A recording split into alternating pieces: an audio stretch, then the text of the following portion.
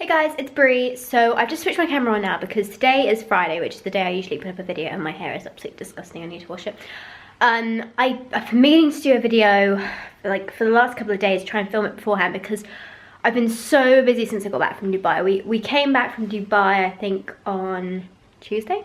It was Tuesday, and right back at 2 p.m. and I had to go straight into work and stuff. So I've had a really hectic week getting back with dance stuff, catching up with business, and today I'm really busy as well because my dance teacher's got pneumonia, or she's just had pneumonia, and she's still a bit weak, so I'm going to go and help her out again this evening, which means I'm going to have very little time to record a video. So what I thought I would do is turn my camera on now and just talk a little bit about, excuse me, had to sneeze, and talk a little bit about what I'm doing in preparation for my period this month, because it's due on, it's Friday right now, and I think my period's due on Sunday. My next video is going up on Tuesday, so I should have, what's the word? I should have a period vlog up in my next video, and I'd like to talk about what I'm doing before I start my period so you guys can kind of see what I'm trying to do that month. So I haven't got on the tea front. I have some raspberry leaf tea that I bought, but I have not been able to take it. It is so disgusting. It's actually making me gag, and I've tried putting honey in, I've tried putting sugar, I've tried milk, I've tried without milk, which is what it's supposed to be. I've tried not freezing it, but having it as like iced tea. I'm gonna try apple juice next with it if that works. But one thing I'm curious to know is, do you guys, some of you will probably be really good, be able to give me an answer to this. I wonder if it would work if I put the tea bag in the bath, if I soaked in the bath with raspberry leaf tea. I don't care about smelling of raspberry leaf tea. I don't care about staining the side of my bath or staining my body, because just slightly green tinge. I don't care about that if it helps with the pain.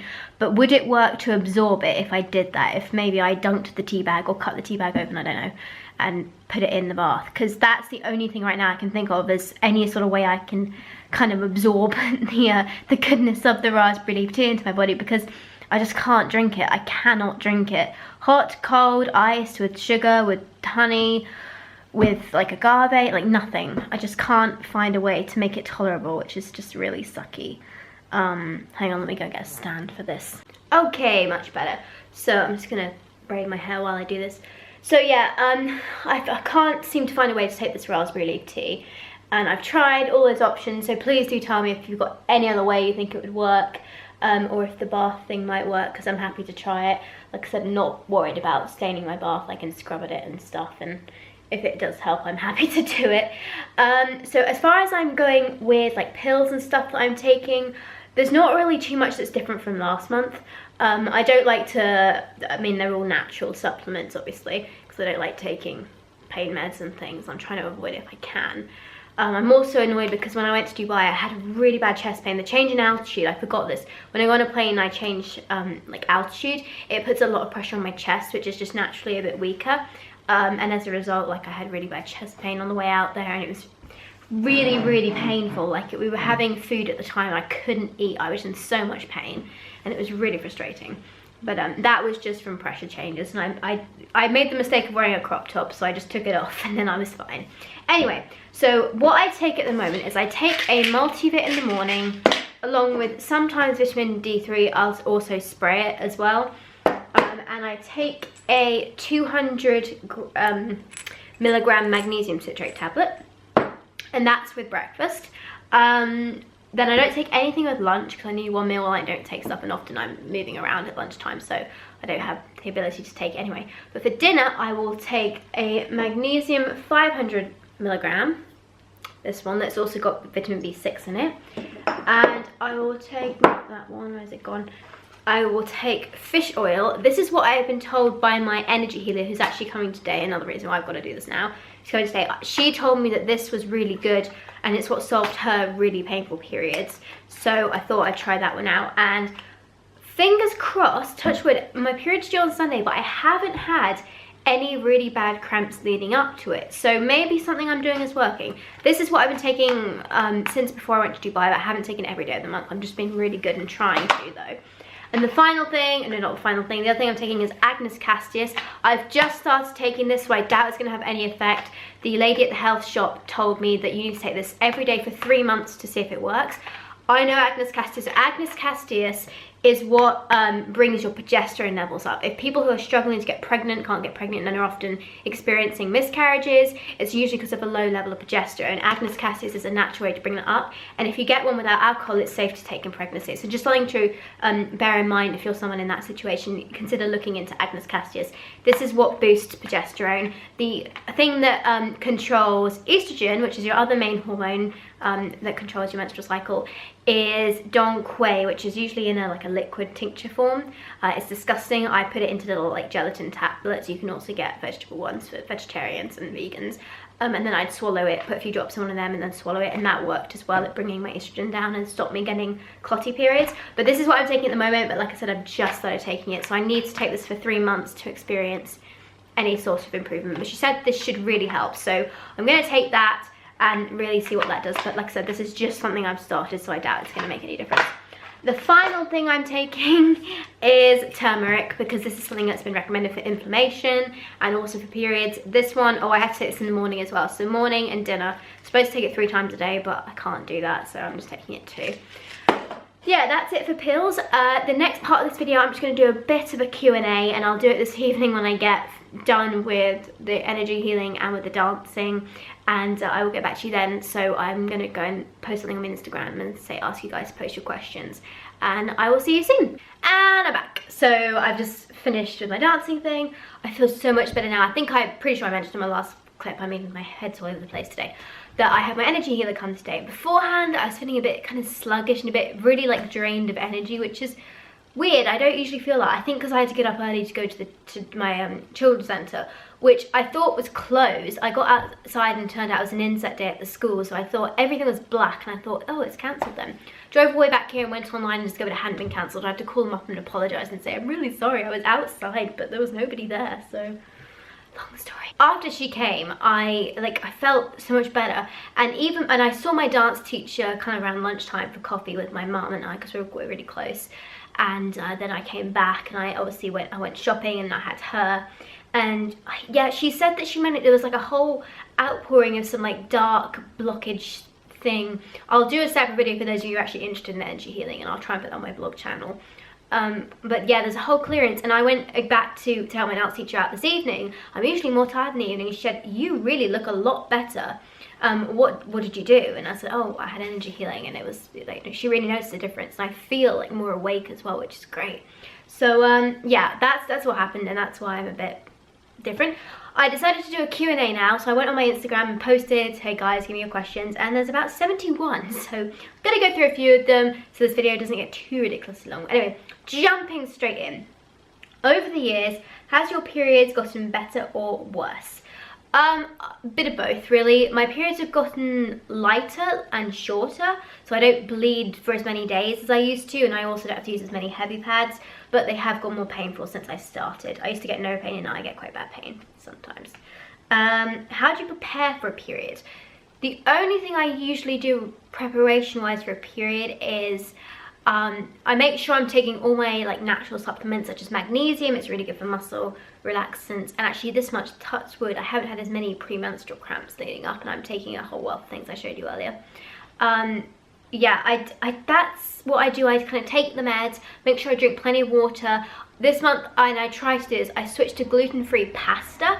I can't deal with the gluten-free bread, but I just eat less bread because like, oh, it's disgusting. I've tried several brands, can't find one that's good. Excuse the train outside. And the only other thing I do to prepare for my period is I wash my hair. I find if I've got kind of like greasy, not clean hair, it can make me feel a bit ugh, like just one of those things that just makes you feel like, some people it's having like dirt under their nails, or like they haven't cleaned their ears, or some weird things, but for me it's my hair. So I always wash my hair the day before my period to do so I've got nice clean hair for my period, and if I feel groggy from the period itself, then at least I've got nice hair.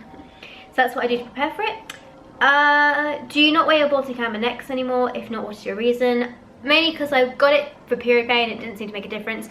You'll see me sometimes put it back on though if I've got teething problems, like my teeth are pushing through, my back molars are still coming through, and I had an infection here the other day, so I put it on because that definitely helps with teething pain, I've discovered. Are you studying somewhere, and how do you manage your time? I'm not studying as such, like any syllabus or with any kind of school.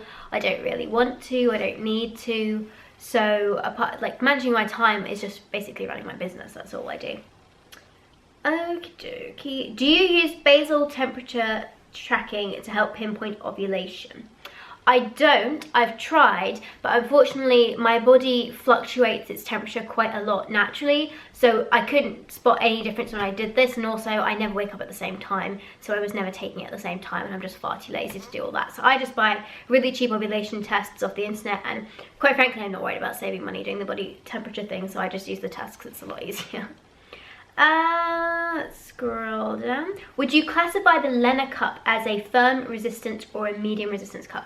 I would classify it as a firm resistance cup. I think it's pretty strong. Some people would say it's a medium cup. Personally, I think it's a firm cup. Can you suggest anything to help improve ME, CFS, chronic fatigue syndrome, as you seem to have got to a recovery-like position with it? For me, it really is just you've got to rest for a while. It does take a while just to let yourself rest.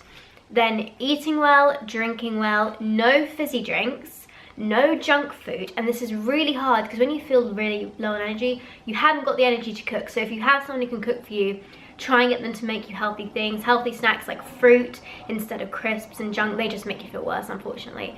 Lots and lots of water. Taking magnesium, vitamin D and vitamin B12 are all great to help boost energy.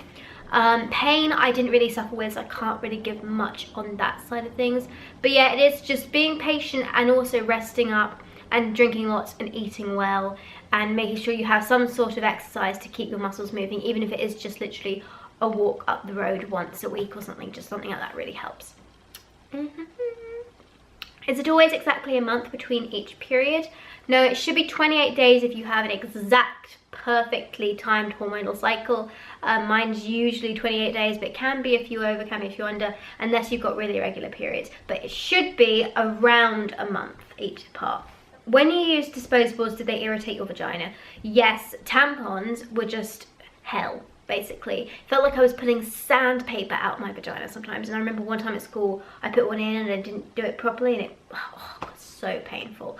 Oh, thank God I don't have to deal with that again.